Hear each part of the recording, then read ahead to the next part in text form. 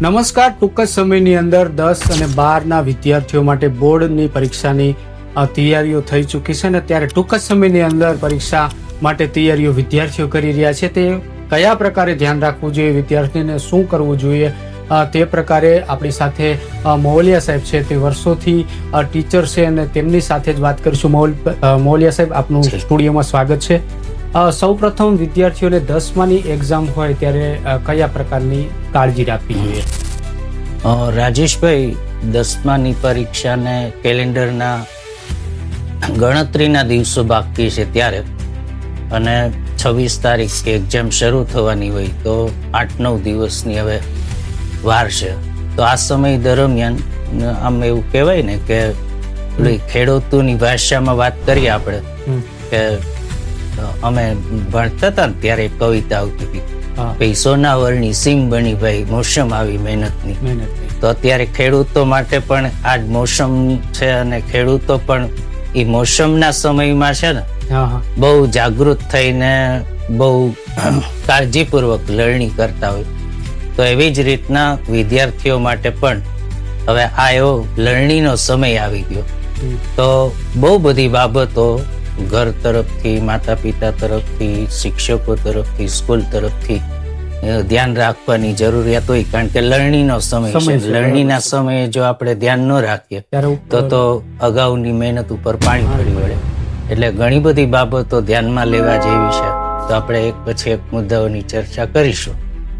સાહેબ, આ એક્ઝામ હોય છે તેમનું કેટલું મહત્વ ભવિષ્ય માટે, વિદ્યાર્થીઓ માટે? આ જે બોર્ડની પરીક્ષા જે શરૂ થવાની છે તો મારા ખ્યાલથી આ એક છે ને વિદ્યાર્થીઓ માટે ટર્નિંગ પોઈન્ટ છે.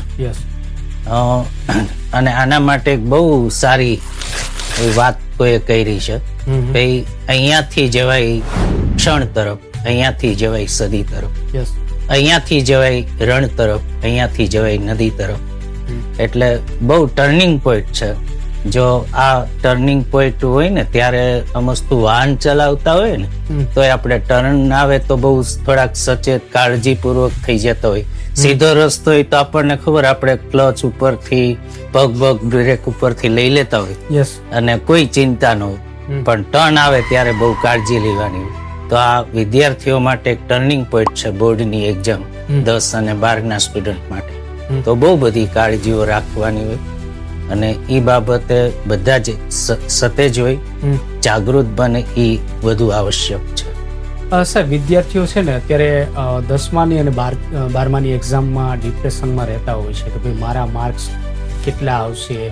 અને જો નબળા વિદ્યાર્થીઓ છે એને તો કોઈ ચિંતા નથી, પણ જે લેવલ ઉપર જે અભ્યાસ કરી રહ્યા છે એના માટે બહુ ચિંતાનો વિષય બની ગયો છે. બહુ સાચો પ્રશ્ન, સારો પ્રશ્ન કર્યો રાજેશભાઈ. આમ તો એવું છે કે જેમને મહેનત કરી છે, આપણામાં કહેવાય છે ને ભાઈ, કમજોર હોતે હો લોગ જો સિક્કા કિયા કરતે, ઉગને વાલે તો પથ્થર કા સીના ચીર કે भी ઉગા કરતે. તો જેને મહેનત કરી છે, જેને ભણવું જ છે, જેને માર્ક્સ લાવવા જ છે, એ કોઈ ફરિયાદો કરવાના નથી, એને કોઈ સમસ્યાઓ નથી. પણ સમસ્યાઓ કોને છે? જેમણે ઓછી મહેનત કરી, આખું વર્ષ થોડુંક રમતમાં ધ્યાન રાખ્યું, એ બધાને થોડીક આ સમયે સમસ્યા હોય. પણ હવે આ સમય એવો છે કે એ સમય આ લોકો પણ થોડાક જાગૃત થયા.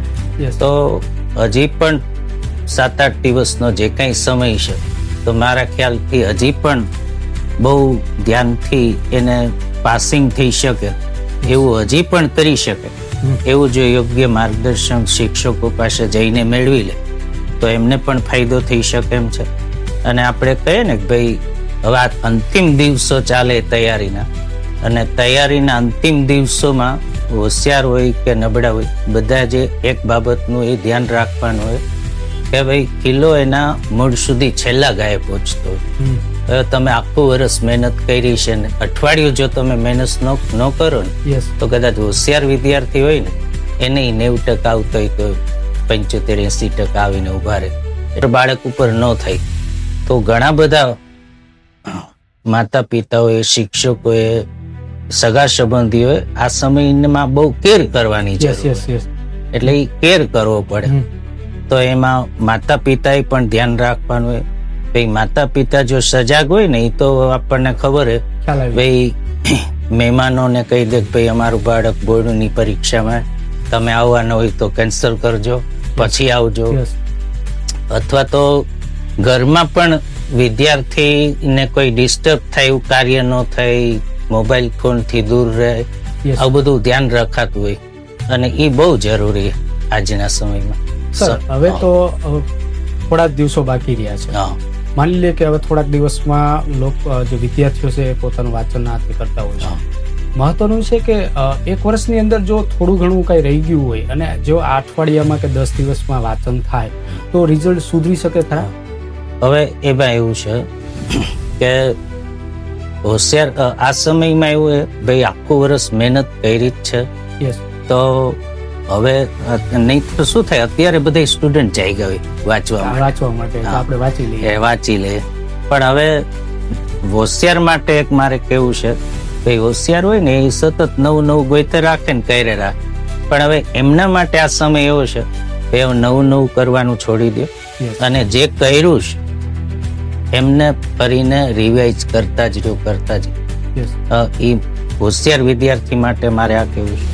નબળા સ્ટુડન્ટ છે એમણે જે કઈ નથી કર્યું તો પાસિંગ થઈ જાય એવું એમના શિક્ષકો પાસેથી જઈને મેળવી લે અને એટલું તૈયાર કરી લે ને તોય હજી એમના માટે પાસિંગ થાય ને એવો સમય તો હજી પણ છે. એટલે જાયગા ત્યાંથી સવાર માનીને ભલે ઓછો સમય તો પણ એમનું વર્ષ બગડે નહીં એવું હજી થઈ શકે એવું છે.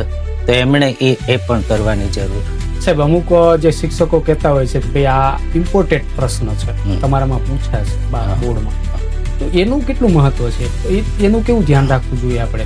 આઈએમપી પ્રશ્નો છે ને હોય, પણ એ આજે આપણે કીધું ને જેને પાસ થવું છે એમના માટે આઈએમપી પ્રશ્નો બહુ અગત્યના છે. પણ જેમણે તો 100 માંથી 100 કે અત્યારે તો અમારે 10માં 80 માર્ક્સનું પેપર હોય, એટલે હોશિયાર છે ને એને તો એક માર્ક્સની ચિંતા.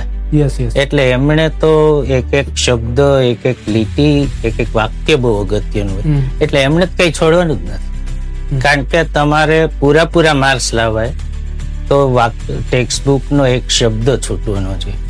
કારણ કે એક શબ્દ છૂટી જાય તો એક માર્ક્સ છૂટી જાય એવું બને. એટલે એમણે તો બધી જ તૈયારી કરવાની.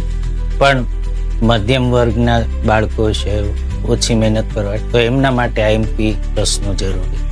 આ હતા જયંતભાઈ મોલિયા સાહેબ, જેમને વાત કરી કે 10મા અને 12મા વિદ્યાર્થીઓ માટે કેવી તૈયારીઓ કરવી જોઈએ, કેવું ધ્યાન રાખવું જોઈએ. નવા એપિસોડ માટે જોતા રહો ધર્મ પબ્લિસિટી.